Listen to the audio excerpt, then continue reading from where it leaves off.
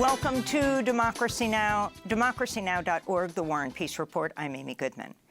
Secretary of State Antony Blinken's in Saudi Arabia while Hamas has sent negotiators to Cairo as talks continue over a ceasefire in Gaza and the release of more hostages. On Sunday, President Biden spoke by phone with the Israeli Prime Minister Benjamin Netanyahu. On Saturday, Palestinian President Mahmoud Abbas called on the U.S. to halt Israel's planned attack on Rafah. We hope that Israel stops doing this attack, and we call on the United States of America to ask Israel to not carry on this Rafah attack, because America is the only country able to prevent Israel from committing this crime. Over the weekend, Israel repeatedly bombed areas of Rafah. In one attack, Israel killed 9 members of the same family, including a baby. On Friday, an Israeli airstrike on Gaza City killed the daughter and grandson of the prominent Palestinian poet Rafat al-Hariri, who was killed in an Israeli airstrike in December. Shaima Rafat al-Hariri died Friday, along with her husband and 2-month-old son. Shaima had recently written a message on Facebook addressed to her late father, writing, quote, "I have a beautiful news for you. I wish I could convey it to you while you are in front of me. I present to you your first grandchild. Do you know, my father, that you have become a grandfather? This is your grandson, Abdurrahman, whom I have long imagined you carrying, but I never imagined that I would lose you early, even before you see him," she wrote. The website Electronic Intifada reports Shaima Rafat al-Hariri and her family were killed while sheltering in the building of Global Communities, an international relief charity. Police across the United States made at least 275 arrests over the weekend as campus protests against Israel's assault on Gaza continue to spread. In Boston, police detained about 100 people after students set up a Palestine solidarity encampment on the campus of Northeastern University. The school justified the raid, citing what it called virulent anti-Semitic slurs after someone chanted, "Kill the Jews," at the encampment. But video and eyewitness testimony revealed the anti-Semitic chant was actually done by a counter-protester holding an Israeli flag. The group Huskies for a Free Palestine said, quote, "The only people hurling anti-Semitic slurs last night were Zionist counter-protesters attempting to instigate our peaceful encampment. Despite this, the university exploited this moment to lie about our encampment and justify the brutal arrest of over 100 students," they said. In St. Louis, police arrested more than 80 people at a pro-Palestine encampment at Washington University. The arrested included Green Party presidential candidate Jill Stein.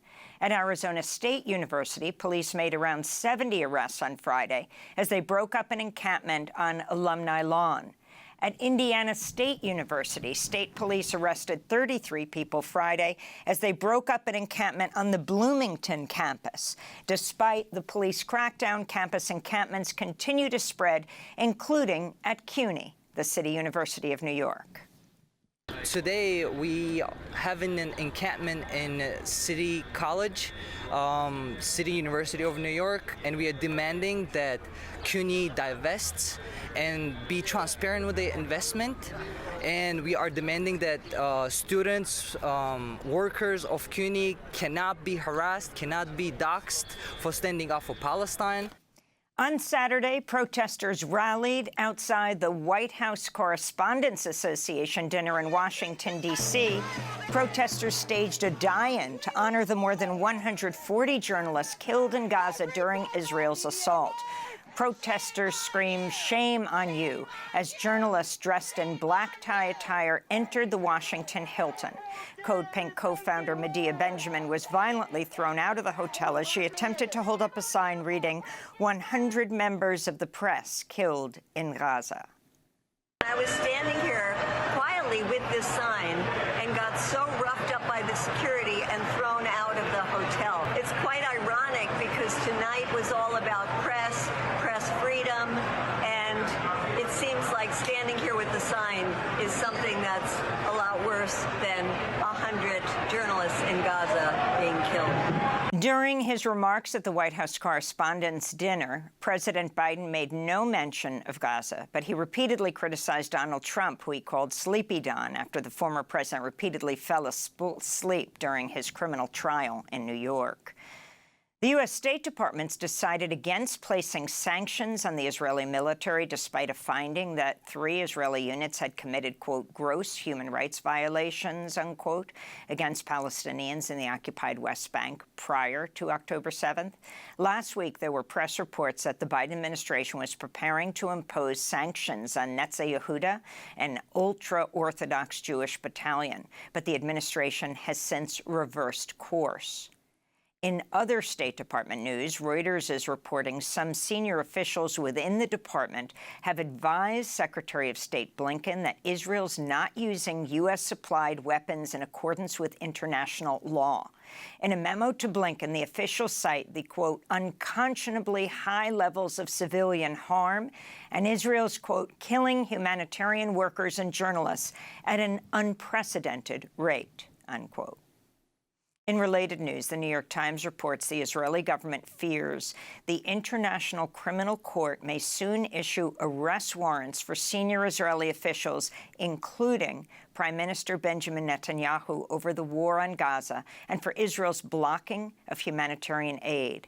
Hamas officials could also face ICC arrest warrants over the attack on October 7th. Meanwhile, Israeli authorities arrested 7 people, including a number of rabbis and Jewish American peace activists who tried to bring aid into Gaza on Friday.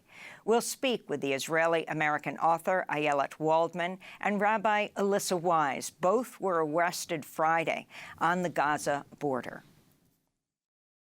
Plans for a Freedom Flotilla to sail from Turkey to Gaza with 5,000 tons of life-saving aid have stalled after Guinea-Bissau decided to remove its flag from 2 of the vessels on the flotilla following pressure from Israel. We'll speak with an organizer of the flotilla after headlines. Ukrainian troops have begun retreating from several villages in eastern Ukraine as Russia intensifies its attacks while Ukraine waits for a new shipment of arms from the United States. Over the weekend, Russian forces reportedly captured 2 villages in the Donetsk region. Russia has also ramped up attacks on Ukraine's railroad station in an attempt to disrupt weapons supply routes. In political news, Arizona Republicans have named an accused fake elector for Donald Trump as a National Committee member for the Republican National Committee. Arizona State Senator Jake Hoffman was indicted last week with 17 others in the plot to overturn President Biden's 2020 win in Arizona. The Ohio Bureau of Criminal Investigations launched a probe into the recent death of Frank Tyson, a 53-year-old black man who died after police pinned him to the ground inside a bar. Body cam video shows Tyson repeatedly said, "I can't breathe," but officers ignored his pleas as he lost consciousness. The body cam video shows police waited 5 minutes to check for his pulse, then another 3 minutes before CPR was started. One officer is heard joking, saying, quote, "I've always wanted to be in a bar fight. I don't know if this counts," unquote. Frank Tyson died just 12 days after being released from 24 years in prison.